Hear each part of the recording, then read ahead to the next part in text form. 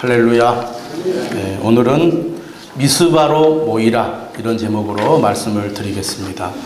제가 지난 한 주간 세미나를 다녀왔습니다. 우리들 교회라는 교회인데요. 이 교회는 김양재 목사님이라는 여자 목사님이 목회하는 교회입니다.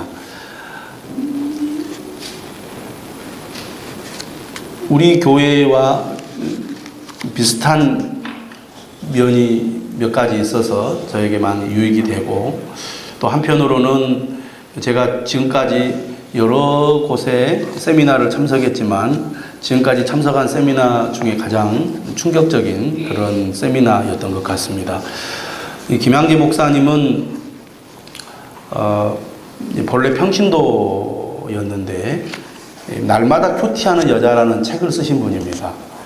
날마다 큐티를 하면서 살았던 분입니다. 서울대학교 음악대학을 나와서 이제 피아노 강사도 하시고 그러신 분인데, 일찍 의사를 만나서 결혼을 했습니다. 시아버지가 장로님이시고, 남편은 아주 유능한 의사면서 아주 성실하고 또 열심히 모범적인 그런 삶을 사는 분이었습니다. 그런데 시집을 갔는데 이 시어머니가 아주 검소한 분이셨고, 또 이 아내는 남편을 내조를 잘해야 된다, 이런 이제 사상을 가지고 있어서 집 밖에 나가는 일도 별로 없고 오직 집안에서 살림하는 것만 열심히 배우고 생활도 매우 검소하게 그렇게 살아야 했다고 합니다. 그러다 보니까 집에 갇혀 사는, 본의 아니게 갇혀 사는 그런 삶을 살아야 했습니다. 이분은 대학을 다닐 때 CCC 활동을 했던 분이라 이제 교회를 다니면서 집에서 매일 성경을 가지고 매일 큐티를 했습니다. 근데 보통 이렇게 그 사람들이 큐티하듯이 큐티하지 않고 한 절 읽고 묵상하면서 하나님께서 내게 주신 의미가 무엇인지 그 적용점을 찾아서 적용하고 또 기도하고, 그런 식으로 매우 심도 있게 깊이 있게 큐티를 하면서, 그는 주로 집에서 살림을 하면서 살았지만 하나님의 말씀을 깊이 있게 깨닫고 이해를 하면서 은혜를 받았습니다.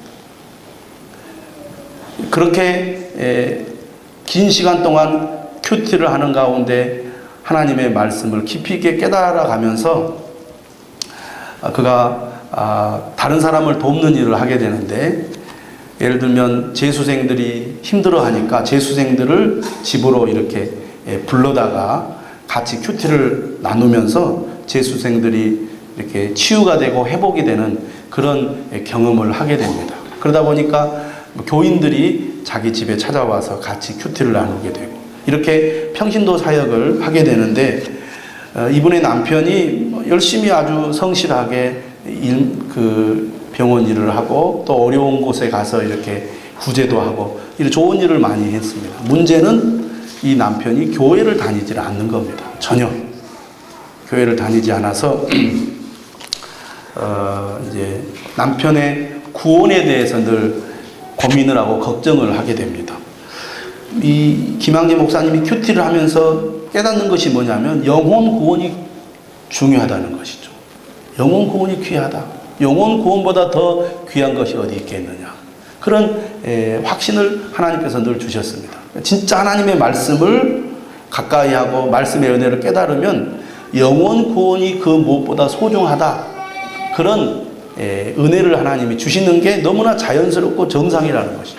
내가 은혜를 받았다, 말씀의 은혜를 깨달았다, 믿음이 자란다, 믿음으로 충만하다, 그것이 영혼 구원에 관심으로 나아가지 않는다면 어떻게 보면 그것은 건강하고 정상적인 신앙의 모습이라고 볼 수가 없을 것입니다. 하나님이 그런 은혜를 이 김양재 목사님께 주었어요.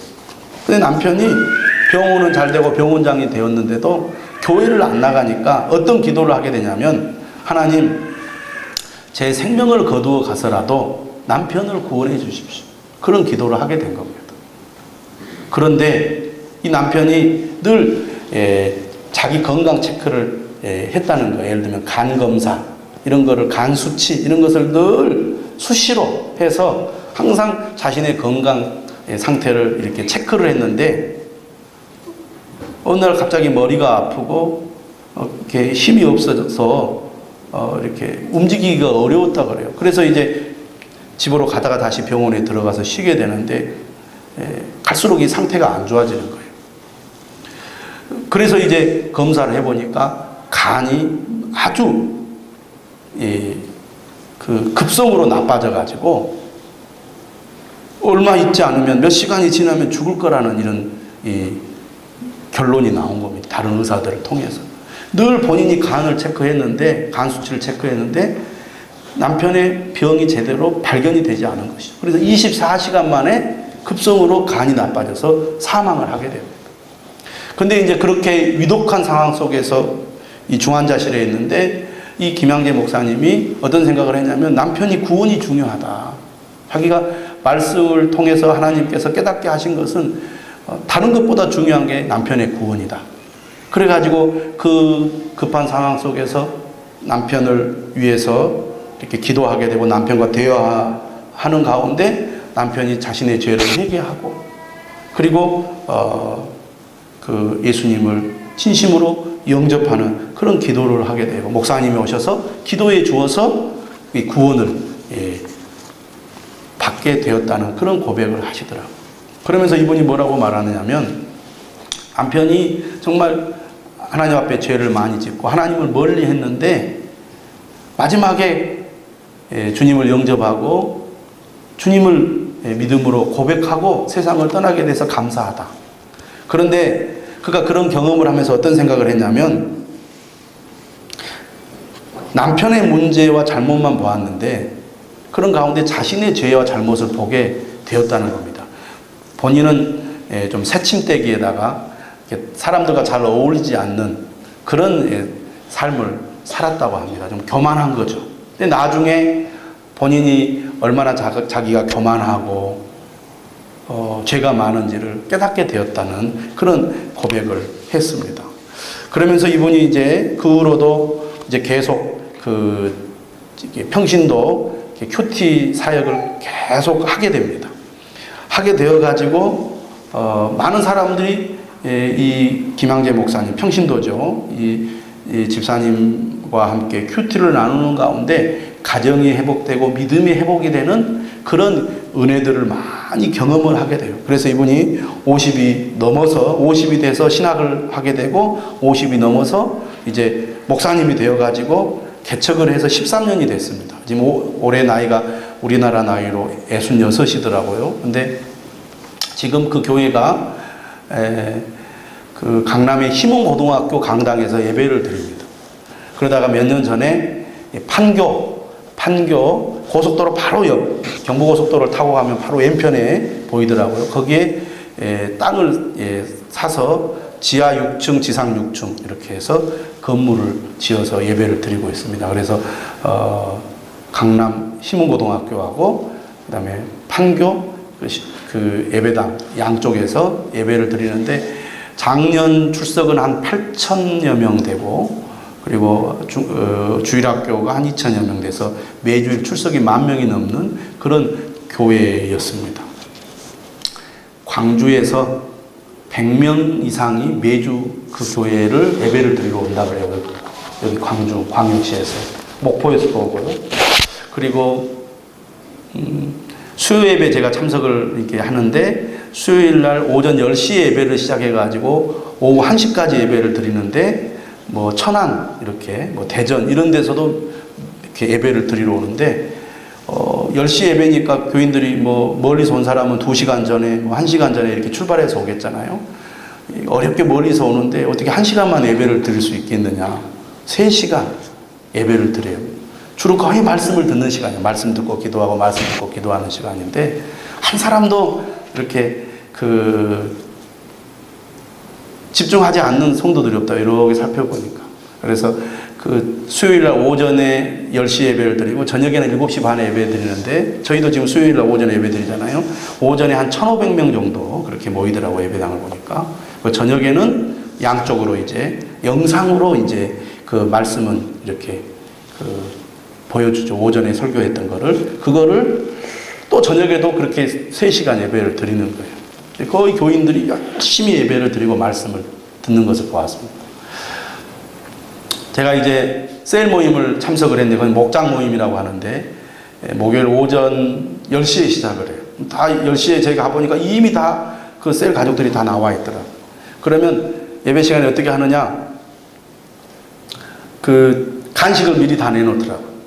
간식을 내놔서 이제 말씀을 나누는데 간식을 먹으면서 이렇게 말씀을 나누고 점심시간도 점심을 내놓으면 점심을 먹으면서 말씀을 나눠요.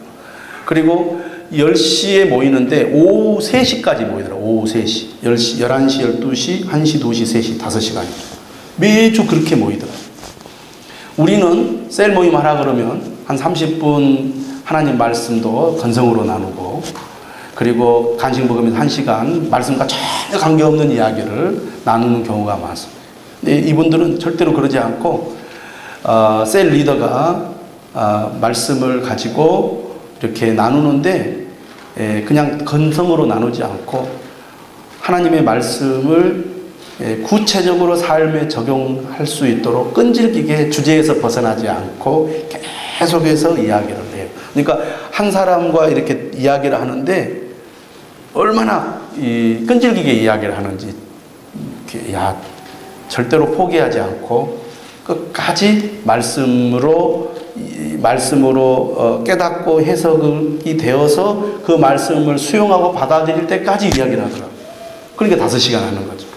사람은 한 6명 이렇게 모였는데 저녁 부부 셀 모임을 제가 참석을 했습니다. 광진구, 서울 광진구로 이제 차를 몰고 가가지고 막 골목에 있는 그런 좁은 그런 막 골목에 집에 어렵게 살더라고요. 그런데 7시 반에 모여가지고 30분 밥을 먹고 8시부터 그때 11시까지 했습니다. 보통 12시까지도 한대요. 부부 셀이 모였는데 한 10명 정도 모였더라고요.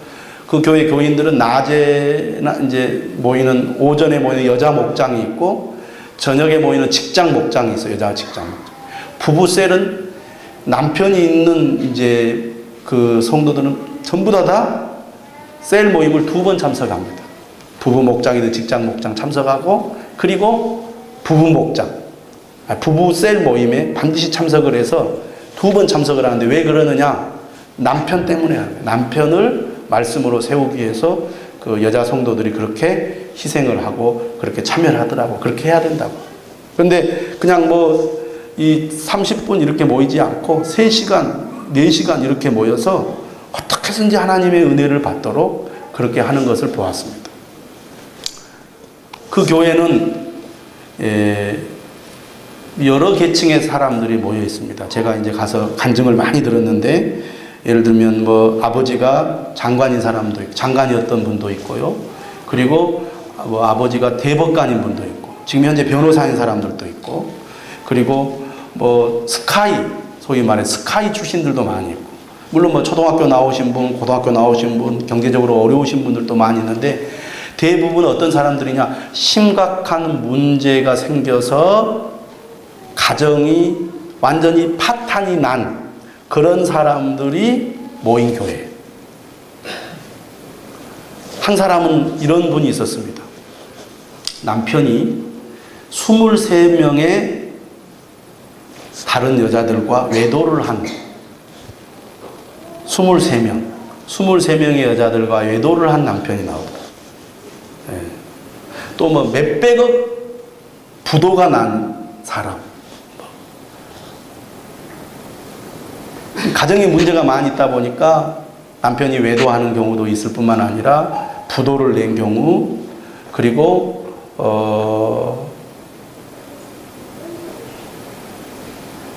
남편의 폭력 또 혈기 자녀들 문제 여러 가지 그런 심각한 가정의 문제로 도저히 살 수 없는 상태에서 하나님 앞에 나온 것이죠. 근데 그분들 가운데는 이전에 교회를 다녔던 분들, 모태신앙인 분들도 많이 있었습니다.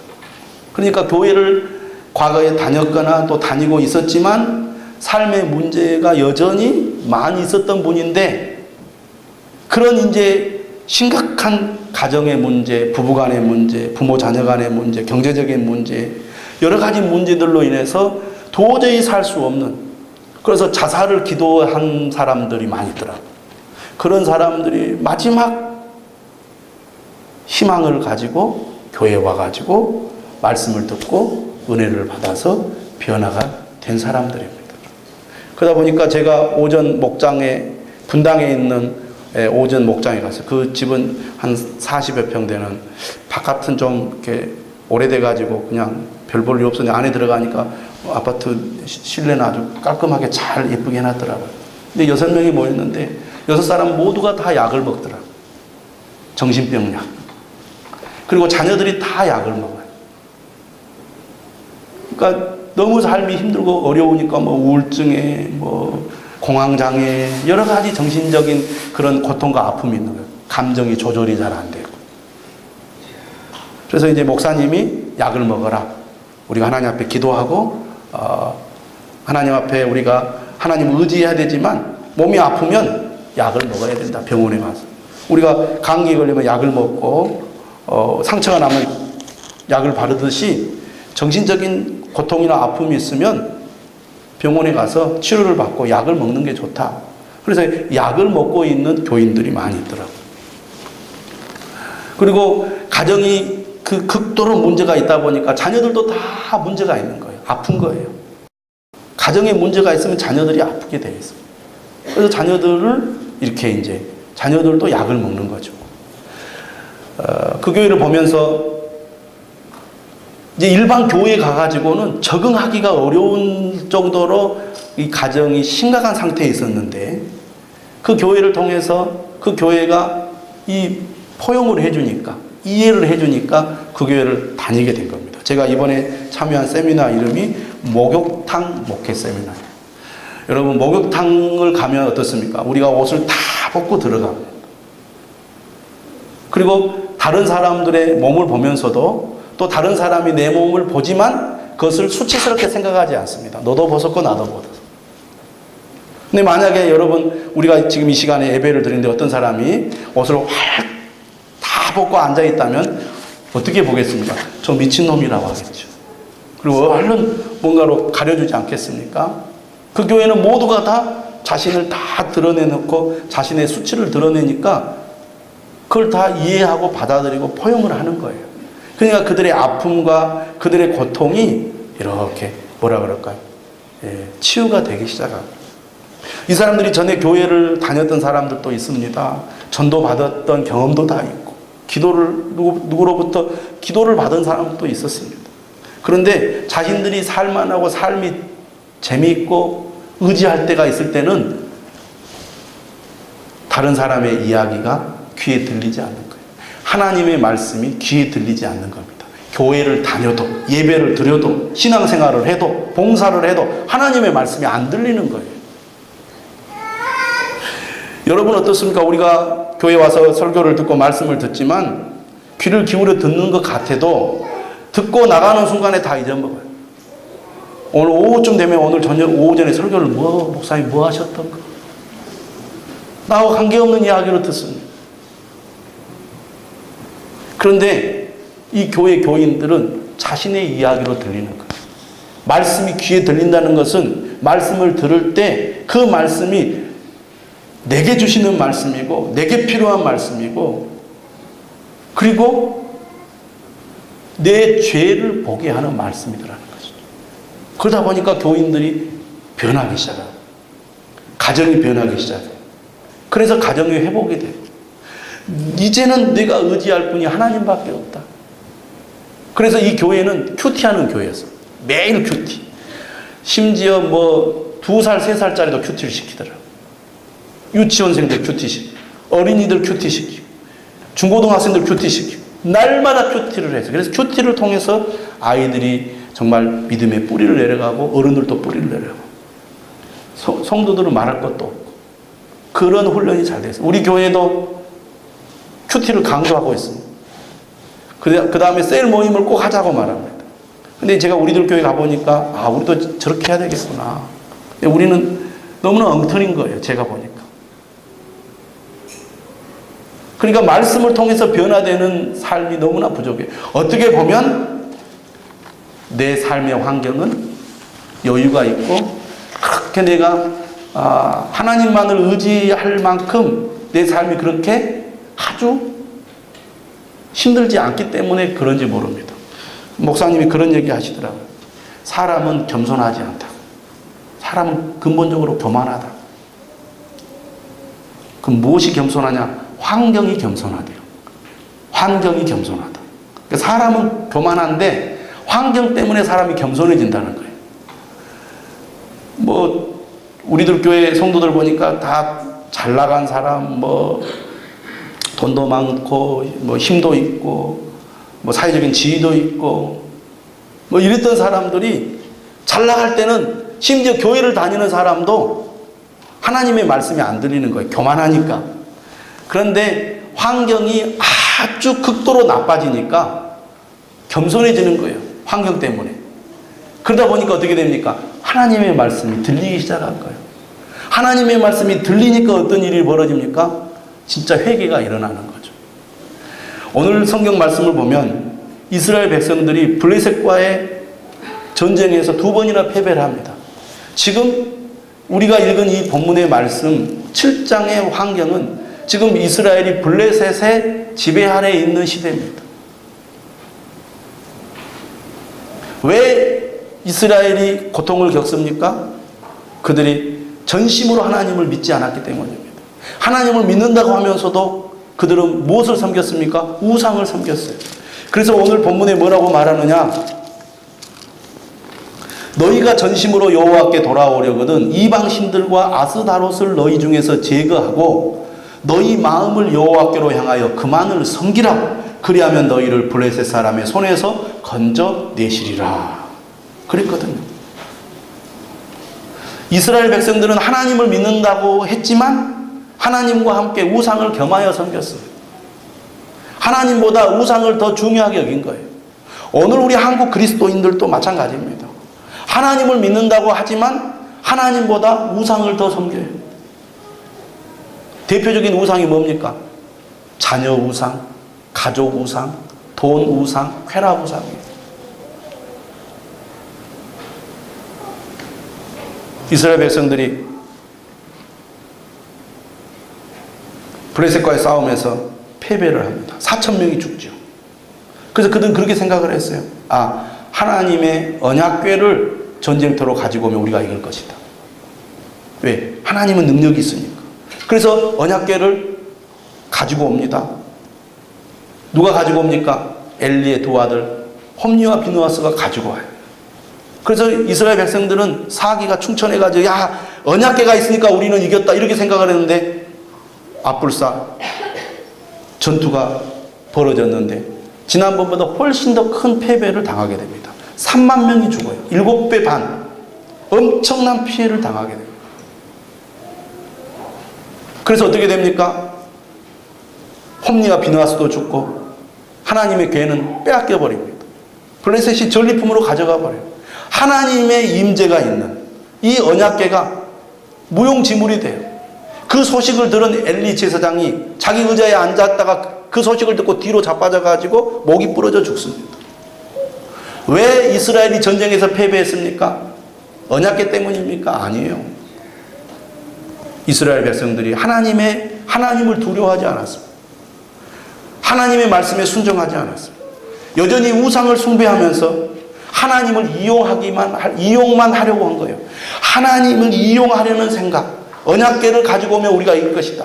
오늘 우리 그리스도인들도 하나님을 이용하려는 생각들을 많이 가지고 있다는 것이죠. 하나님을 두려워하지도 않고 하나님의 말씀에 순종하지도 않고 여전히 우상을 섬기면서 하나님을 이용하면 내가 잘 될 것이다. 성공하게 될 것이다. 하나님 말씀에 순종하지도 않으면서 하나님의 도움만 바라는 그런 생각들을 하나님은 싫어하신 것이죠. 그래가지고 어떻게 됩니까? 그들이 그런 패배를 당하게 된 거예요. 그래서 법궤를 빼앗겼습니다. 나중에 법궤가 돌아오죠. 법궤가 돌아왔을 때 7개월 동안 블레셋에 있다가 법궤가 돌아오는데 이 하나님의 궤가 블레셋에 있으면서 블레셋에 엄청난 재앙을 내립니다. 이것을 통해서 하나님께서 보여주려고 하신 것은 뭐냐? 이스라엘이 블레셋에 진 것은 하나님의 힘이 없어서가 아닙니다. 블레셋이 잘해서 진 것이 아닙니다. 이긴 것이 아닙니다. 이스라엘이 잘못했기 때문에 하나님이 블레셋을 통해서 심판하신 것이거든요. 그런데 이 베세메스라는 곳에 하나님의 궤가 왔을 때 이 베세메스 사람들이 하나님의 궤를 들여다봐요. 성문을 만지거나 들여다보면 안 되게 되어 있거든요. 근데 여전히 그들이 하나님을 두려워하는 마음이 없어서 이 베세메스 사람들이 수많은 사람들이 목숨을 잃게 됩니다. 그래서 그들이 두려워가지고 이 하나님의 궤를 어디로 보내냐면 기럇 여아림이라는 곳으로 보내게 됩니다. 그곳에서 20년을 있게 되죠. 이스라엘 백성들이 4장 1절에 이미 사무엘이 사역을 시작하지만 그들은 하나님의 말씀을 듣지 않았습니다. 들리지 않은 것이죠. 아직은 살만하고 아직은 자신이 힘이 있다고 생각하고 아직은 자신의 힘으로 할 수 있다고 생각했기 때문에 하나님의 말씀이 들리질 않았어요. 사무엘은 그들이 완전히 낮아져서 겸손해질 때까지 기다린 겁니다. 때를 기다린 것이죠. 오늘 7장 3절의 말씀은 때가 된 거예요. 그래서 드디어 사무엘이 하나님의 말씀을 전합니다.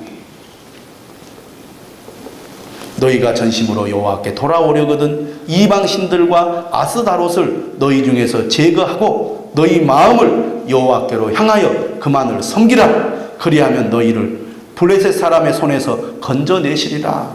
너희가 힘이 없어서 블레셋에 진 것이 아니다. 너희들이 지혜가 없어서 진 것이 아니다. 그런 얘기입니다. 너희들이 여전히 하나님을 믿는다고 하면서 우상을 섬기고 하나님을 두려워하지 않고 하나님께로 전심으로 너희들이 돌아오지 않았기 때문에 너희들이 어려움을 겪는 것이다. 오늘 이 말씀은 우리에게도 그대로 적용할 수 있습니다. 여러분, 여러분의 가정에 어려움이 있습니까? 남편의 문제, 자녀의 문제, 물질의 문제, 여러 가지 어려운 문제가 있습니까? 내가 힘이 없어서 그렇다. 남편을 잘못 만나서 그렇다. 자식이 속썩여서 우리 가정이 이렇게 힘들다. 남편이 무능하다. 부모가 내게 해준 것이 없다.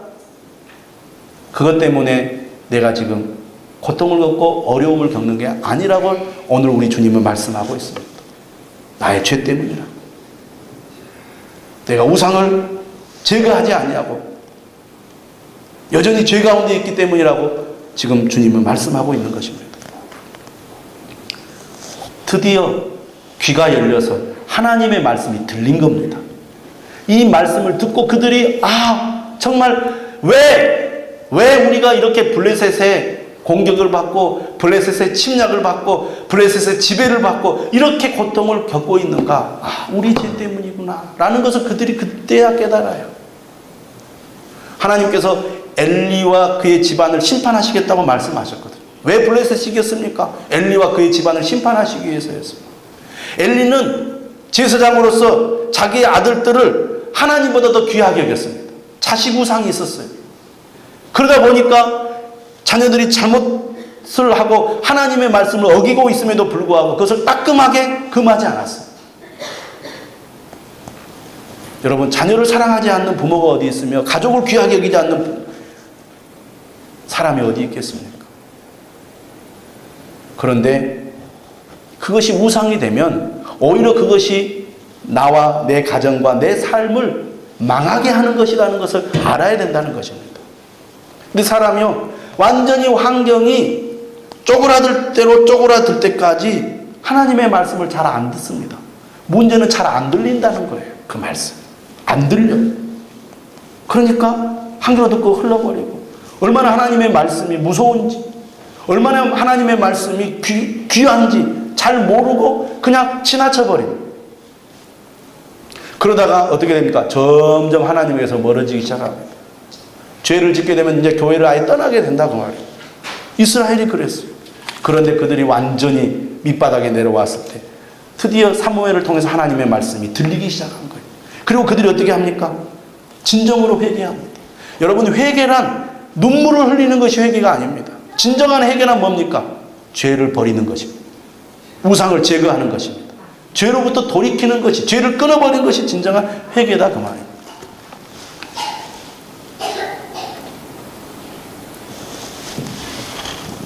그렇게 그들이 죄를 제거하고 여호와만 섬기기로 할 때 5절에 보니까 사무엘이 온 이스라엘을 미스바로 모이라고 말합니다.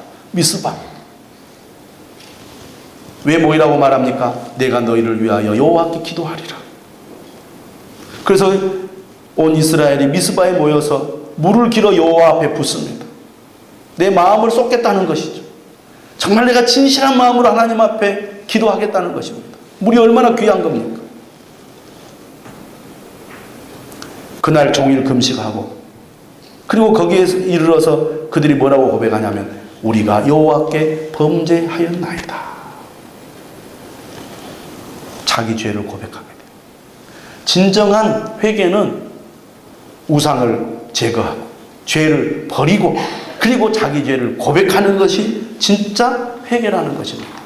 맨날 잘못했습니다라고 말로만 하고 죄를 끊어버리지 않는다면 그건 진정한 회개가 아니라는 것이죠. 제가 우리들 교회 간증을 듣는데요, 이 남자분들이 간증을 하면서 다 울어요. 얼마나 우는지 몰라. 예. 그렇게 막 눈물을 흘리면서 울어요. 근데 그들이 이제 우는 것은 자기 죄를 고백하면서 울어요. 자기 죄를 고백하면서. 그러니까 진짜 자기 죄를 보게 되는 것이죠. 그리고 그 죄를 끊어버리고 하나님 앞에 자기 죄를 고백하고 교회 앞에서 성도들 앞에 자기 죄를 고백해요. 나는 23명의 여자와 외도를 했습니다. 뭐 이런. 예. 분당에 있는 그 지센 병원이라고 차순균 원장인데, 이분 같은 경우도 20년 동안 4명의 여자와 외도를 했는데 교회를 열심히 다닌 분이었어요. 근데 이분이 마지막 4번째 19살 어린 여자와 외도를 했는데 아들을 낳게 된 거죠. 근데 본 부인에게는 딸이 둘 있는데 아들이 없어요. 그래서 아들을 낳게 된 거예요. 그러면서 이게 이제 다 드러나게 되고 들통이 나게 됐는데, 이제 얼마나 창피하겠어요. 이분 텔레비전도 나오고 그런 분인데. 그런데 이제 그 교회를 통해서 이제 자기 죄를 고백하고 죄를 끊어버리고 그러면서 가정이 회복되는데, 놀라운 것은 이렇게 가정의 문제, 뭐 남편의 문제, 또 남편이 막 이 빚을 많이 져가지고 막 이제 살 집이 없는 막 이런 일들이 많이 생기는 가운데 얼마나 이 아내들이 남편이 믿겠어요. 같이 살 수도 없을 정도 수치스럽고 밉고 증오가 생기지 않겠어요? 그런데 말씀을 들으면서 어떤 은혜를 하나님 주시냐면 자기 죄를 보게 되더라는 거예요. 자기 죄. 그래서 다 여자분들이 다 자기 죄를 고백하는 거예요. 남편이 원수 같은데 내 죄 때문입니다라고 고백을 하는 거예요. 그러면서 가정이 회복이 되고 남편을 귀하게 여기게 되고, 그렇게 문제를 저지르고 사고를 저지른 남편이 죄를 끊어버리고 가정을 회복하더라고요. 그래서 보통 우리가 가정에 문제가 생기고 삶에 문제가 생기는 것은 대인관계에서의 어려움이거든. 부모 자녀 간에, 부부 간에. 그런데 그 문제의 이 발단이 뭐냐면 너 때문이라는 거야. 너 때문에. 너 때문에 내가 불행하고, 너 때문에 내가 못 살겠다고, 너 때문에 내가 정말 죽어야 되겠다. 그래서 그 교회 보니까 자살 기도했던 사람들이 많더라고요. 그런데 하나님의 말씀이 들리면서 회개가 되는데, 다른 사람, 남편의 죄를 보거나 아내의 죄를 보는 게 아니고 자기 죄를 보게 되는 거예요. 내가 죄인입니다. 어떠한 내가 죄를 과거에 저질렀습니다. 그것 때문에 이렇게 어려움을 겪은 겁니다. 라고 고백을 하게 되니까 어떻게 돼요? 용서가 일어나게 되고 회복이 일어나게 되더라고요. 그래서 이분의 큐티를 보면서 제가 느낀 게 뭐냐면, 이 교회는 큐티를 보면서 그냥 지식적으로 성경 말씀을 보는 것이 아니고 말씀 속에서 자기 죄를 보게 하는 거예요. 내 죄를 보고 내 죄를 회개하니까 어떻게 됩니까? 하나님의 은혜가 임하고 회복이 되는 역사, 그런 은혜들이 임하더라는 것입니다. 지금 오늘 본문에도 보니까 6절에 뭐라고 고백합니까? 우리가 여호와께 범죄하였나이다. 4장의 전투에서는요, 여호와의 언약궤가 없어서 우리가 진 것이다 이렇게 말을 해요. 근데 이번에는 어떻습니까? 우리가 여호와께 범죄해야 한다이다. 언약궤가 없어 진 게 아니에요. 그들이 하나님 앞에 범죄했기 때문에 진 것이거든요. 이렇게 진정으로 자기 죄를 보고 자기 죄를 회개하니까 어떤 일이 일어나요? 6절에 사무엘이 미스바에서 이스라엘 자손을 다스리니라. 드디어 사무엘의 가르침, 지도를 받게 된다는 것입니다. 여러분, 우리가 하나님의 말씀을 들어도 순종을 안 하는 이유가 어디에 있을까요? 자기 죄를 보지 못하기 때문에. 진정으로 죄를 끊지 못하고 회개하지 못하기 때문에 순종하지 않는 거예요. 그래서 그 교회는요, 순종 훈련이 잘 돼 있어요. 그렇게 문제투성이. 그래서 처음 와가지고 목장에 와서 막 목자고 싸우고 막 경찰서에 가고 막 그런 일들이 많이 있더라고요. 왜냐하면 처음에 교회에 나오는 사람들이 다 문제 있는 사람들이 나오니까 와가지고 막 문제를 일으키는 거예요. 그럼 목자가 끝까지 참고 기다려주고 인내해주고 그러잖아요. 그런 사람들이 은혜를 받으니까 말씀이 들리니까 자기 죄를 회개하게 되고 그렇게 되니까 하나님의 말씀에 순종하게 되더라고요. 여러분 마음속에 하나님의 말씀에 순종하겠다는 그런 결단과 의지가 있습니까? 그게 많이 부족한 것 같아요, 우리들에게. 왜? 바로 이런 문제들이 있는 것이죠. 오늘 말씀 보면요, 뒤에 이 15절, 6절, 7절에 매 절마다 다스렸다는 말, 사무엘이 다스렸다는 말이 나옵니다. 그들이 하나님의 말씀에 순종하게 됐다는 말이에요. 그러니까 하나님이 보호해 주시는 거예요. 자, 이런 역사가 일어난 이후에 어떤 일이 일어납니까? 7절 보십시오. 이스라엘 자손이 미스바에 모였다 함을 블레셋 사람들이 듣고 그들의 방백들이 이스라엘을 치러 올라온지라.